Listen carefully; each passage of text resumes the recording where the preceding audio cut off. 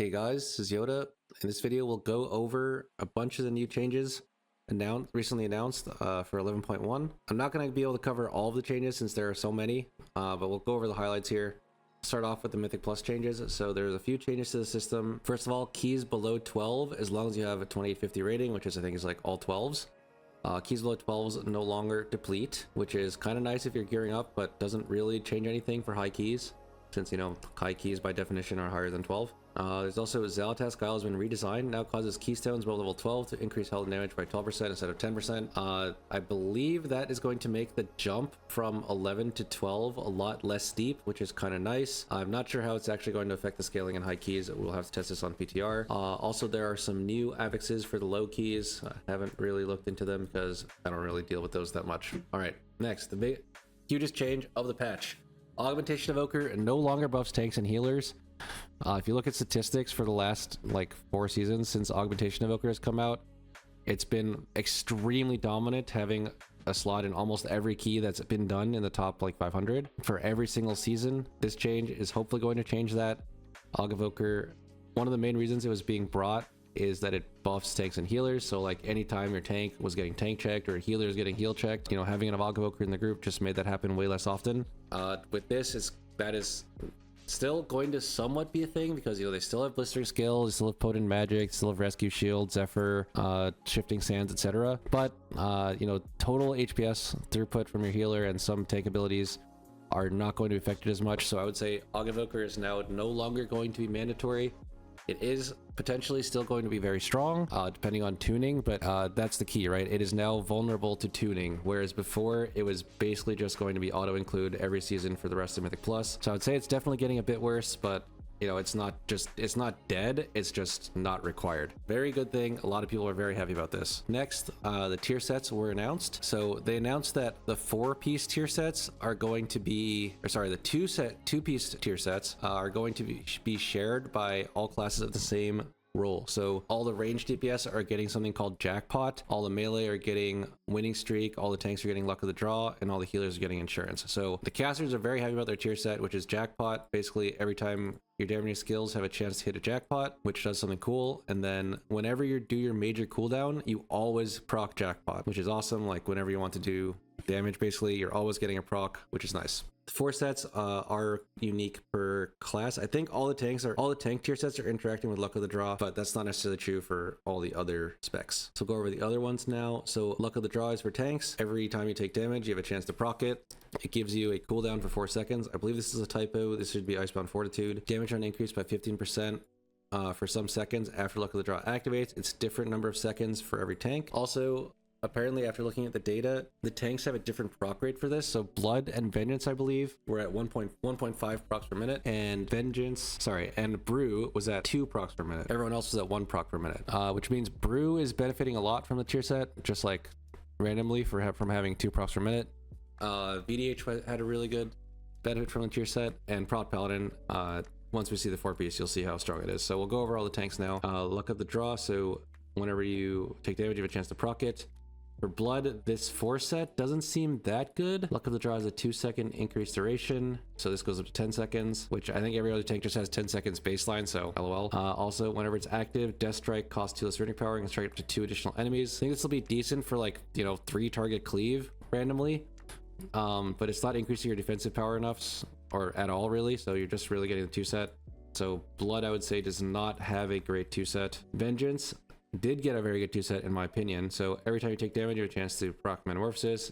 As I mentioned earlier, they're 10 seconds. And the 4 set is Hunt has a high chance to refresh the cooldown. So I believe the 2 set interacts really favorably with Fellsguard. Every time you proc meta, I assume you're going to get 2 free Demon Surges. Also, you just have high meta uptime baseline with Fellsguard, so additively adding like 10% to that is going to be really good. The 4 set, I don't think interacts with Fellsguard at all, but, you know, the Hunt interacts with Eldrachi. You're going to get a free Reaver's Glaive every time this procs. Not sure what a high chance means, but, you know, we'll see once we get to PTR. So Guardian, oh, this is actually only 8 seconds. Anyway, every time you take damage, you have a chance to proc Survival 64 seconds. And after you gain Luck of the Draw, your next 10 Druid abilities cast a random ability at 124% effectiveness. No one knows how strong this is. It completely depends on, like, what skills you're likely to get, what spells are even in the pool, etc. And what spells you're going to proc, like for the next 10 spells. So no one knows how strong this is. We will see. Although it does seem kind of cool. Next, we'll talk about Paladin. So the proc Paladin foresight is actually crazy strong. It does have only 1 proc per minute, but what it says is whenever you proc, Shield of Righteousness refunds 1 to 3 holy power and extends luck of the draw by 0.5 seconds up to 10 seconds. Assuming this procs once per minute, that means you're in this for 20 seconds out of every minute, which is 33% uptime. During those 33 seconds, during that 33%, your Shield of the Righteous is refunding holy power. So not only are you doing more damage with Shield of the Righteous, you're also getting more cooldown reduction, because every time you spend holy power, you reduce the cooldowns of like all of your defensives and wings. So I think this tier set is going to go crazy. It's a very strong tier set, and Prop Paladin's already very strong, so hopefully they don't nerf us too hard, basically, is my reaction to that. Warrior saw some nerfs, which we'll go over later. Also, this tier set doesn't seem that crazy. You get a shield wall for your 2 set, and during luck of the draw, shield slams chance to critically strike is greatly increased, and the critical strikes reduce cooldown of shield charge by 6 seconds. This will be good for shield block uptime, I think, and some amount of rage gen, but I don't think it's going to do anything that crazy. It doesn't look that strong. We'll see how it plays out. All right, so that's the tank tier sets. The melee tier set is called Winning Streak. So your spells and abilities have a chance to proc Winning Streak, increasing the damage of your Blade Dance and Chaos Strike. So every class has, like, instead of Blade Dance and Chaos Strike, it's just like something else. For Frost Decay, it's like Obliterate. For Rogue or for Outlaw, it's Dispatch, etc. It stacks up to some amount of times, and then whenever you use those buffed abilities, you have a 15% chance to lose your whole streak, and then all the 4 sets kind of interact with that. So most melee DPS are not happy with this, because like it's gonna feel terrible whenever this part procs, the chance to remove Winning Streak. And I feel like the buff itself isn't even that strong, right? Like a 10% increase to Blade Dance and Chaos Strike that sometimes goes away. I feel like if this text didn't exist, then the 2-piece would be like just okay anyway.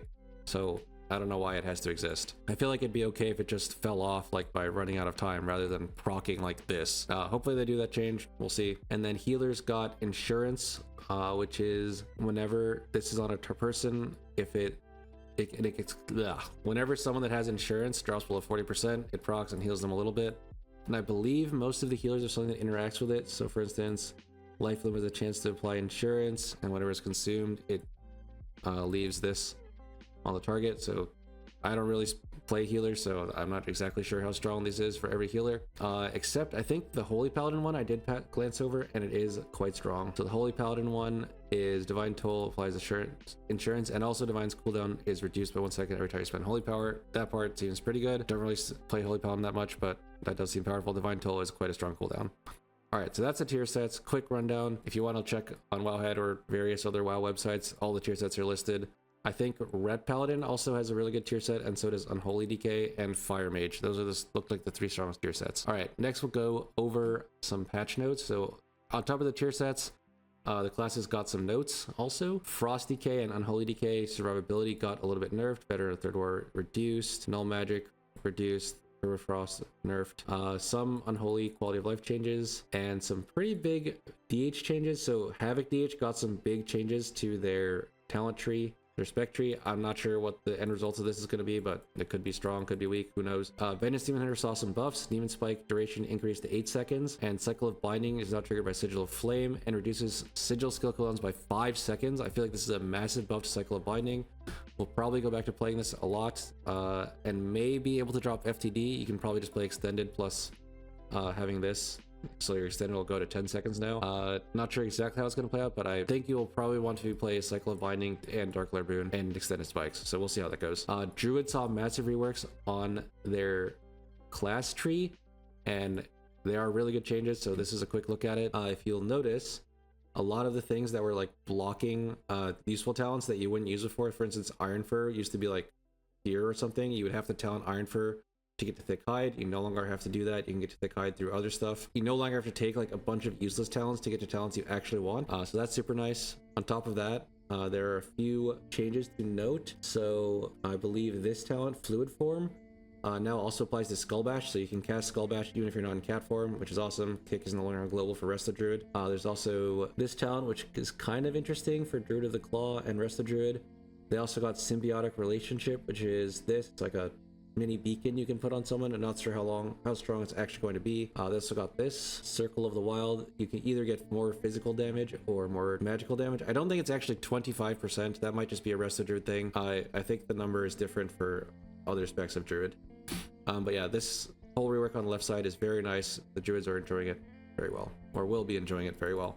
Guardian also saw quite a few changes. So mangle damage increased, maul damage reduced, raise damage reduced. Raise now replaces maul, so you're basically never going to play raise anymore. And also layered main was removed, and also reinvigoration, which was the frenzied regen CDR, is now this. It heals over 1 or 2 additional seconds. I hope it also increased the amount of healing for this. And it casts rejuve and regrowth on you at 100/200% effectiveness. So this talent basically sucks now. I think you'll probably not play it. This is probably not a good thing. I think Guardian actually got nerfed with this. Frenzied Regen CDR was a pretty important talent in my opinion. And now that it's nerfed, I'm not sure how they're going to deal with their self-healing. We'll see. I assume Ursul's Warding is taking over where Layered Main was, which is a pretty nice talent. But I think the Frenzied Regen nerf is going to be too bad for them. We'll see how it goes though.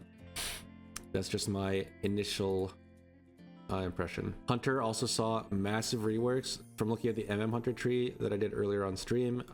Trees look very, very good. Hunter got a lot of nice quality of life changes, and the talent tree just seems to work with itself a lot better than the current one. However, Hunters always come down to tuning as far as their viability is concerned in Mythic Plus. They don't really have a viable raid buff, and they don't really have group defensives, so that kind of hinders them a bit, and that hasn't really changed. So they're basically only being brought if they're Giga overtuned, which could happen. You never know. Mage also saw some changes. Would not be surprised whatsoever to see a Mage in the meta next season. Mage is looking very good. Windwalker got some changes. So did Mistweaver. Not sure exactly what this all means since I don't play these specs that much. So we will be looking out for these on the PTR. Some patch notes also for Paladin, most namely for Templar Prot Paladin. Undisputed Ruling has been buffed. It says updated, but it's actually a massive buff. Hammer of Light now grants Shield of the Righteous, so that was a big problem before. You would run out of holy power because you're spending too much time casting Eye of Tyr into Hammer of Light, but now it's not a problem because you get Shield of Righteous and you get Consecrate, and it also increases your haste. So it already increased your haste, but you basically get 2 free maintenance globals from every Hammer of Light. I don't think you're going to play Templar as long as Tempered in Battle exists, as long as they're relatively closely tuned. But this is still going to be nice for Templar. Also, Lightforge Blessing got nerfed to 1% from 2%. Honestly, this was kind of needed. Lightforge Blessing was kind of OP, so it's a good change. Disc saw some big changes. Basically, the Mindbender talent that reduced the cooldown was nerfed, and also a bunch of other talents got buffed, and also Rapture was removed. TLDR, they have less cooldowns, but they're stronger outside of cooldowns. We'll have to see exactly how much stronger and how it all shakes out. I'm not sure what the end result is going to be. A lot of Holy Priest changes. Don't play Holy Priest, so can't explain any of them. Also, Shaman got completely changed. Enhancement Shaman, that is. No one knows exactly how strong Enhanced Shaman is going to be. A bunch of stuff got buffed, a bunch of stuff got nerfed. No one actually knows how strong it's going to be. We'll find out on the PTR. However, worth noting is that their tier set was complete garbage, so I highly doubt it'll be an Enhanced Shaman meta again, but we'll find out together on the PTR. Also, a few changes to Warlock that I'm not going to read, and some changes to Resto Shaman, which I'm not sure exactly what they're going to do. We'll see. Now for the interesting stuff, Prot Warrior got some nerfs. So the developers note they're currently constantly flooded with rage, with undermines rotational defensive decision making. Basically, they're mad that you're just spamming Ignore Pain all the time to reduce your cooldowns. So their plan is to make your cooldowns shorter baseline and make Ignore Pain stronger baseline while removing Rage Gen. The problem is, they forgot that Rage also reduces the cooldown on Avatar. Prot Warriors are losing quite a bit of damage from this. And also, I think this is not enough. Shield Wall 3.5 to 3 minute. And amount of damage for Ignore Pain Repain to 30%. I think that is not enough, and I'm pretty sure this is gonna average out to be a nerf, and Prot Warrior already wasn't that good, so it's not looking good for Prot Warrior in my opinion from these patch notes. So that was a lot of notes. I did make a bit of a summary document. This is by no means a final tier list. This is just my first impression, just me. I'm not that smart. It's just my impression of all the specs and all the patch notes. Do not take this as the be all end all. Do not start dooming. This is just what I read and my very first impression. of the pass nodes. So we'll start with the winners. Jackpot seems like an awesome mechanic. All the ranged DPS seem super happy with it. I would not be surprised at all to see a caster meta next season. Prot Paladin randomly got a really good tier set, and we haven't seen any nerfs yet. Hopefully we're not going to see that crazy nerfs going to next season. But as I mentioned, it is kind of rare for a tank to be meta 2 seasons in a row unless it's a faded season. So we'll see what they end up doing to deal with Prot Paladin. VDH got pretty big buffs, extended spikes baseline, plus I say baseline, but it's just 2 seconds increase to demon spikes, and then I'm pretty sure extended spikes still exists. So 2 seconds longer demon spikes. And then also cycle got buffed, and also your tier set interacts pretty well, I think, with the class, so that's nice. Druids in general are pretty happy because the class tree got reworked, and basically stuff like actually makes sense. You don't have to take a bunch of useless nodes anymore.